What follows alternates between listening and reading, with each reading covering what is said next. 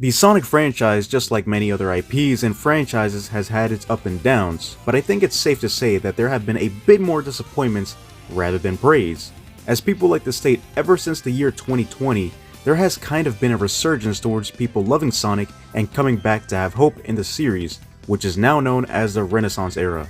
It's actually crazy to think about it that way because we're literally 6 years in. Time is flying by so fast. By the time we even realize this Renaissance era is about to be a decade old, then what's next for us Sonic fans? But before anything, let's actually take a look at how Sega managed to rebuild its reputation with Sonic and where it is today. So as we know, Sonic has been a character that people fell in love with ever since he was first presented to us in Sonic 1, which was released back in 1991. After the release of Sonic 1, we have had many great games and iconic ones such as Sonic 3 and Knuckles, Sonic 2, Sonic Adventure 1, Sonic Adventure 2, and of course, Sonic Heroes. The thing that really sucks is pretty much after those games released, people like to call this the dark era of Sonic games, where we had games that just went downhill for the series, at least back then.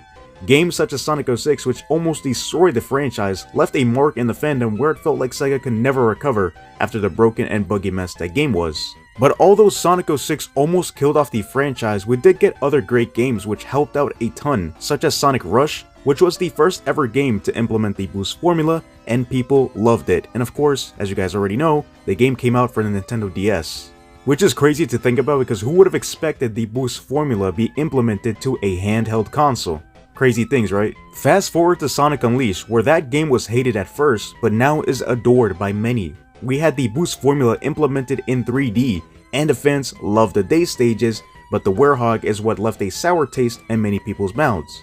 We of course got other games such as Sonic and the Secret Rings, Sonic and the Black Knight, and other spin-offs, which were not necessarily great or game-changing type of games, considering they were Nintendo exclusive and you had to use motion controls. Mostly referring to the storybook games, Sonic and the Black Knight and Sonic and the Secret Rings. So what now? It has been 4 years since the release of Sonic 06. Then out of nowhere, boom, Sonic Colors made an appearance and people absolutely loved it. This is what people wanted, a full-on boost formula type of game with just Sonic and no other gimmicks. Plain old simple Sonic.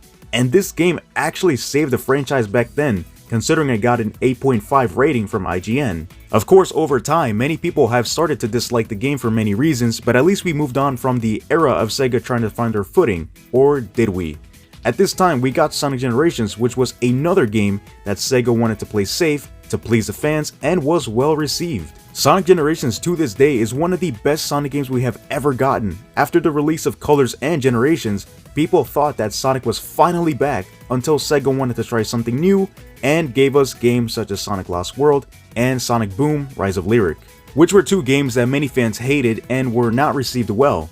Ever since the release of Colors, people like to call this the meta era, as Sonic lost everything during this time and became a whole goofball rather than the snazzy and witty character he was back in the Dark Age. We then proceed to wait for the next mainline Sonic game, which was Sonic Forces, and we already know how that went. Ew, you nasty ass bastard! You fucking nasty ass motherfucker, that's nasty, man! Sonic Forces was pretty much a clickbaited game and false advertisement of many promises, and fans were furious considering all the hype that was poured into this game and its launch. We also got Sonic Mania, which the fans loved and is still cherished till today, as it's highly regarded as one of the best, if not the best 2D Sonic game of all time. What sucked the most around this time was the fact that 3D Sonic was in the mud and that the next game would be Sega's final chance to bring back the blue blur and make people love him again. So what happens next? The year is 2020 and we get the most unexpected news of Sonic getting a movie adaptation. We did get that one trailer in the beginning, but thanks to fan feedback and constructive criticism, they changed the Sonic design and people loved it. The Sonic movies would start to release, and let's just say that the movies got even better and more people were intrigued with the Sonic franchise. Even in terms of the box office, all movies were a success and major hits. Fast forward 5 years after the release of Forces, we were presented with Sonic Frontiers, which was pretty well received and got a 7 out of 10 from IGN. This was a whole new take for Sonic, considering the game was open zone, big islands. You could feel the ambition from Sega and how much hard work they put into this game compared to the last. Although Sonic Frontiers had its flaws, the game sold well and is still one of the highest selling Sonic games currently. Once again, as people like to state, this was the game that steered the Sonic franchise into the right direction again, but what would happen after that?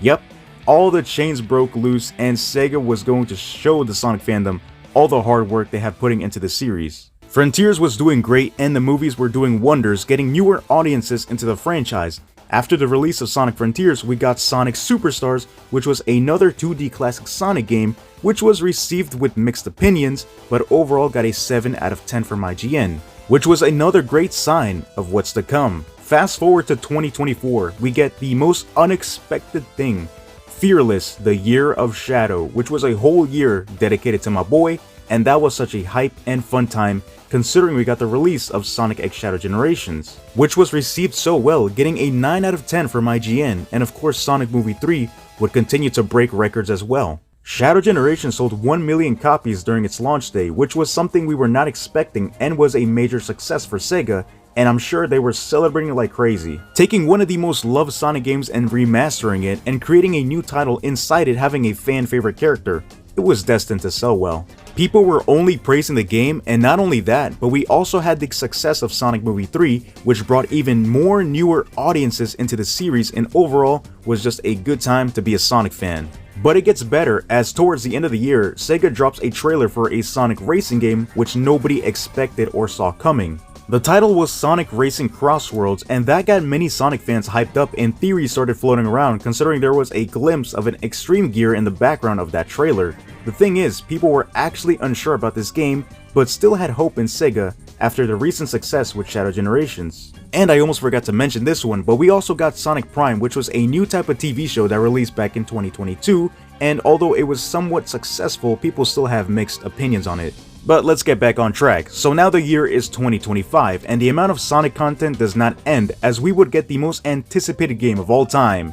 Sonic Rumble. Yeah, broskis, if you're a GTA fan, I'm sorry, but I don't think we're gonna get in 2026 either. But back to Sonic Rumble, where I can't tell if it flopped or is doing well considering I haven't touched it in a while. But it was a free-to-play game that was announced back in early 2024, but got countless delays until it was released in November of 2025.